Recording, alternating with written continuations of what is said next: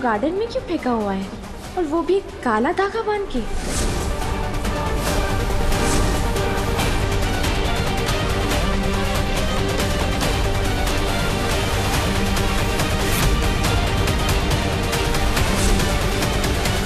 और फिर राजा राम भाई साहब ने दिन रात एक करके ढूंढ ही लिया हमें, और फिर हमें यहां आप सबके पास अपने घर में वापस ले आए।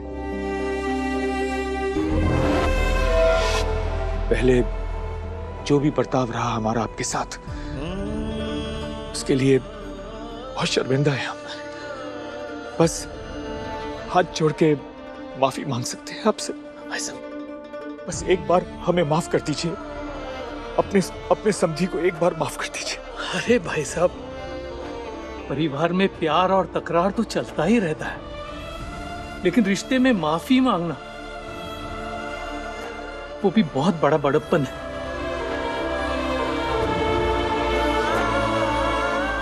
और हमारे मन में आपके लिए, अपने परिवार के लिए कोई कड़वाहट नहीं है। बड़प्पन तो आपका है राजा राम जी, जो इतना सब कुछ होने के बाद भी माफ कर दिया आपने हमें। राजा राम जी, हम आपको यकीन दिलाते हैं, भरोसा दिलाते हैं कि अब तक जो कुछ भी हुआ, जो भी गलतियां हुई हमसे, वो अब दोबारा कभी नहीं होगी। आप वापस आ गए हमारे पास, हमारे परिवार के पास, इससे हमें बहुत खुशी है। बाकी कुछ मायने नहीं रखता है, खास तौर पर पुरानी कड़वाहट।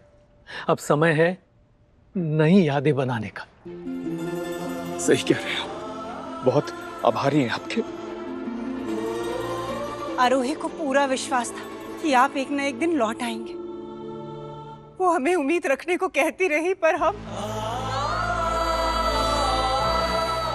बहुत बुरा बर्ताव किया हमने आरोही के साथ। बहुत सहना पड़ा उस बच्ची को।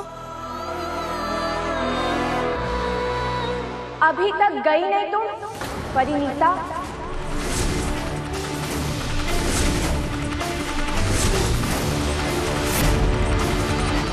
सुना नहीं तुमने पापा जी ने थोड़ी देर पहले क्या कहा? अपना सामान बांधो और चली जाओ इस घर से बाहर।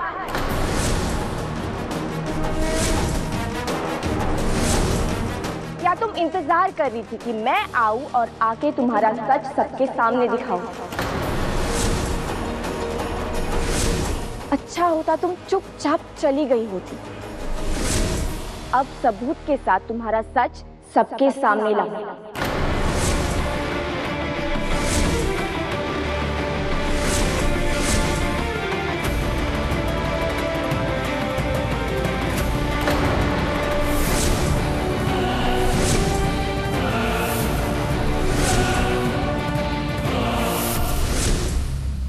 ये देखिए, ये मिला मुझे बाहर गार्डन में। बताना चाहूंगी सबको कि ये क्या है परिणीता? हम? अरे हम क्या बताएंगे? ये तो आप ही लेकर आई है ना, तो आप ही की कोई चीज होगी। वाह, जो भी हो रहा है उस सबका दोष हमारे सर पर डाल के खुद को बड़ी देवी बनाना चाहती हैं आप शायद। पर ये सब ना ज्यादा टाइम नहीं चलेगा। आप सिर्फ बेइज्जती कर रही हैं हमारे पिताजी की। दीवान साहब, पिता नहीं है हम तुम्हारे। आरोही बेटा, ये है क्या? पापा जी, ये भी इसी से पूछते हैं। क्या होगा अगर इसे मैं खोल दूं? अगर ये धागा आरोही ने खोल दिया तो हमारा सारा भांडा फूट जाएगा। बहुत संभाल कर इसे तुम्हें गेट के बाहर गाड़ना है, और इसको गाड़ने के बाद निखिल के मुंह से तुम्हारे खिलाफ कोई भी बात निकल ही नहीं पाएगी।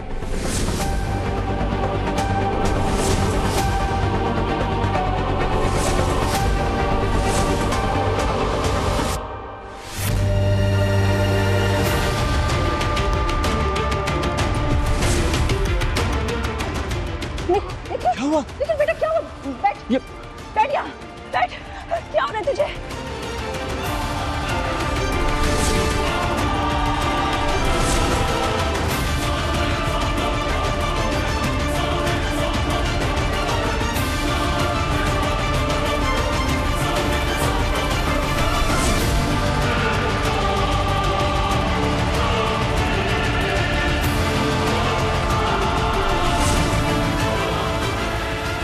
सही मौका आते ही फल आग में, जैसे ही जल राख हुए आरोही को लगी चोट, निकलेगी घर से।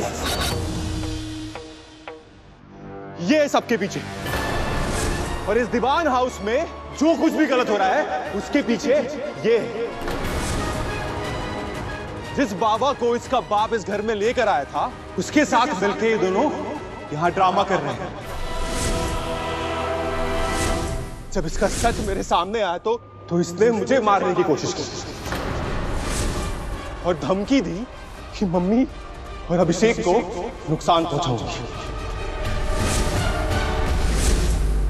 ये काला जादू ये सब कुछ नहीं होता, ये सिर्फ तरीके होते दूसरों के दिमाग को कंट्रोल करने के, उनमें डर लाने के। निखिल भैया बिल्कुल ठीक थे, जो डॉक्टर ने कहा था ना ड्रामा है वही था। इन्होंने ताईजी और अभिषेक का डर दिखाकर इन पर इतना असर कर दिया कि इनकी आवाज चली गई। सब झूठा इल्जाम लगाना बंद कर दीजिए हम पर, बहुत हो गया आपका।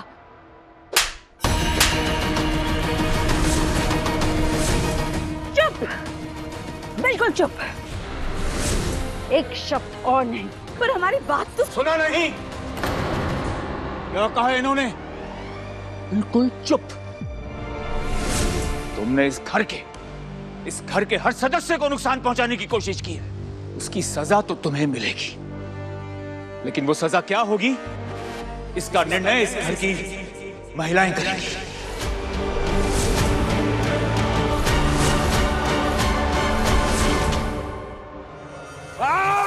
अरे क्या कर रहे?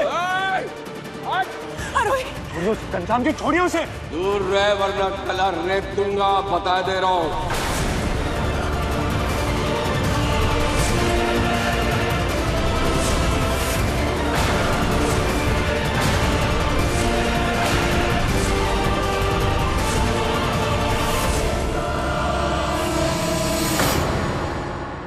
तुम ही थी ना जिसने अभिषेक को जहर दिया। केवल इस घर में अपनी जगह बनाने के लिए तुम इतना गंदा खेल खेल गई। अगर आरोही नहीं होती उस दिन तो न जाने क्या हो जाता। शंभू काका, अभी के अभी ऊपर जाइए और इसका सारा सामान यहाँ लेकर आइए और आग लगा दीजिए यहाँ हम सबके सामने। पता नहीं और क्या क्या छुपा के रखा होगा इसने इस कमरे में। ये तो पकड़ी गई मॉम, लेकिन इसके पिताश्री कहाँ हैं? उनका कुछ और प्लान चल रहा होगा अभी। अरे क्या कर रहे? छोड़िए उस घनश्याम जी, छोड़िए उसे। दूर रहे वरना गला रेत दूंगा, बता दे रहा हूं।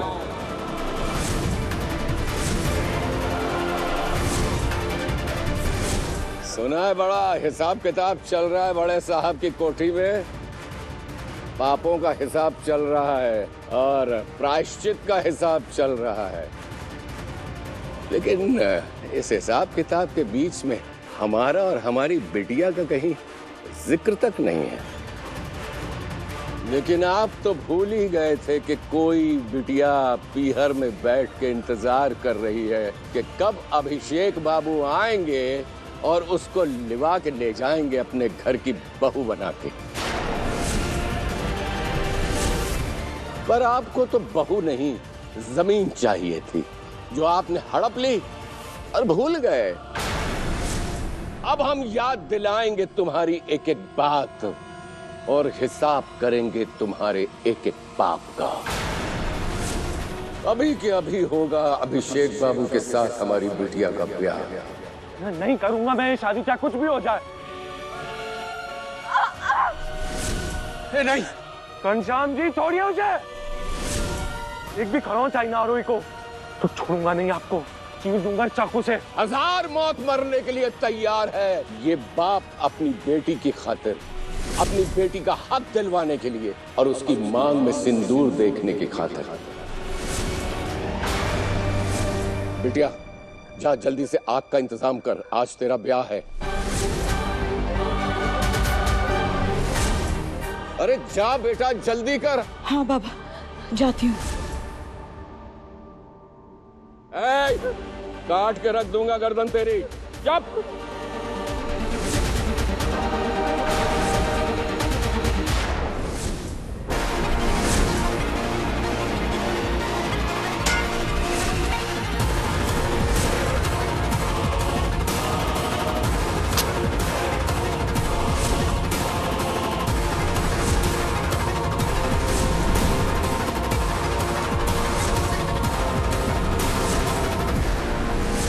घनश्याम जी, मैं नहीं कर सकता हूँ ये शादी। एक बार आप सोच के तो देखिए। और जबरदस्ती शादी करा के आपके हाथ में आएगा भी क्या? आपको लगता है मैं आपकी बेटी से प्यार कर पाऊंगा, उसे अपने साथ रख पाऊंगा? वो सब हम बाद में सोचेंगे, पहले ब्याह होने दो।